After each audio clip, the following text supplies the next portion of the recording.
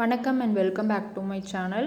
இன்றைக்கி நம்ம ஆரோக்கியமான சுவையான உளுத்தங்கஞ்சி எப்படி செய்கிறதுன்னு பார்க்க போகிறோம். குயிக்காக உடனடியாக உளுத்தங்கஞ்சி காய்ச்சறதுக்கு, அதாவது உளுத்தம்பருப்பை ஊற வச்சு அரைக்காமல் பவுடர் ஃபார்மில் நம்ம ரெடி பண்ணி ஸ்டோர் பண்ணி வச்சுக்கிட்டு உளுத்தங்கஞ்சி எப்படி செய்கிறது அப்படின்ற வீடியோவும் நான் போட்டிருந்தேன். அந்த வீடியோ நீங்கள் பார்க்கலைன்னா டிஸ்கிரிப்ஷன் பாக்ஸில் லிங்க் கொடுக்குறேன், வேணும்னா நீங்கள் செக் பண்ணிக்கலாம். இப்போ நம்ம உளுத்தங்கஞ்சி எப்படி செய்கிறதுன்னு பார்க்கலாம். கருப்பு உளுந்து 1/2 கப் எடுத்திருக்கேன். இதை ஒரு பவுலில் சேர்த்துட்டு 2 டைம் கழுவிட்டு இதை 8 மணி நேரம் தண்ணி ஊற்றி ஊற வச்சுக்கலாம். வெள்ளை உளுந்தாக இருந்தால் 1/2 மணிலேருந்து 1 மணி நேரம் ஊற வச்சா போதும். கருப்பு உளுந்து அப்படின்றதுனால, இது தோலுள்ள உளுந்து அப்படின்றதுனால 8 மணி நேரம் கண்டிப்பாக ஊற வைக்கணும். உளுந்து ஊற வைக்கும் பொழுதே ஒரு சின்ன கிண்ணத்தில் 1/2 டீஸ்பூன் வெந்தயம் சேர்த்து இதையும் 2 டைம் கழுவிட்டு தண்ணி ஊற்றி ஊற வச்சுக்கோங்க. இப்போ 8 மணி நேரம் உளுந்தும் வெந்தயமும் நல்லா ஊறி வந்திருக்கு. இதை மிக்சி ஜாரில் சேர்த்துக்கலாம். வெள்ளை உளுந்துலையும் இதே மெத்தடில் உளுத்தங்கஞ்சி காய்ச்சலாம். ஆனால் வெள்ளை உளுந்தை காட்டிலும் இந்த தோல் உள்ள உளுந்தில் நிறைய ஃபைபர் கண்டென்ட் இருக்குது. அதை விட இதில் சத்துக்கள் அதிகமாக இருக்குது. அதனால் இதில் நம்ம உளுத்தங்கஞ்சி காய்ச்சும் பொழுது இன்னும் ஹெல்த்தியாக இருக்கும். இதை நம்ம தண்ணி ஊற்றி அரைச்சிட்டு வந்தாச்சு. பாருங்கள், இந்த அளவுக்கு நல்லா நைஸாக அரைச்சிக்கோங்க. இப்போது இனிப்புக்கு கருப்பட்டி பாகு சேர்க்க போகிறோம். அது செய்கிறதுக்கு 3/4 கப் அளவுக்கு கருப்பட்டி எடுத்திருக்கேன். இதோட 3/4 கப் அளவுக்கு தண்ணி சேர்த்துக்கலாம். இது கரையிற வரைக்கும் அடுப்பில் வச்சுருந்தா போதும். கம்பி பாதம்லாம் வரணும் அப்படின்ற அவசியம் இல்லை. பாருங்கள், கரைஞ்சிடுச்சு. இப்போ இதை நம்ம தனியாக எடுத்து வச்சிடலாம்.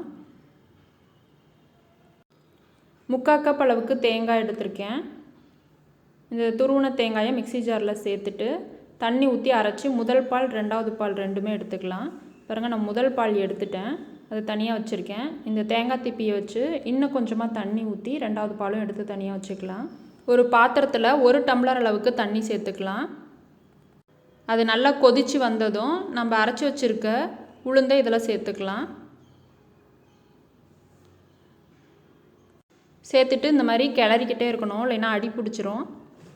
அடுப்பை மீடியம் ஃப்ளேமில் வச்சுட்டு கிளறிட்டே இருக்கணும். இது வேக வேக பார்த்திங்கன்னா கெட்டியாக வந்துடும். ஸ்டார்டிங்லேயே நான் 1 டம்ளர் தான் தண்ணி ஊற்றிருப்பேன். ஏன்னா நம்ம கருப்பட்டி பாகு அப்புறம் தேங்காய் பால்லாம் 1 by 1 சேர்க்க போகிறோம். அதெல்லாம் சேர்த்ததுக்கப்புறமா உளுத்தங்கஞ்சி கரெக்டான திக்னஸ்க்கு வந்துடும். உளுந்து நல்லா வெந்துடுச்சு, நல்லா திக்காகி பொங்கி வருது பாருங்கள். இந்த டைமில் நம்ம கருப்பட்டி பாகை சேர்த்துக்கலாம், வடிகட்டி சேர்த்துக்கலாம். இது அப்படியே நல்லா கலந்து விட்டுறலாம்.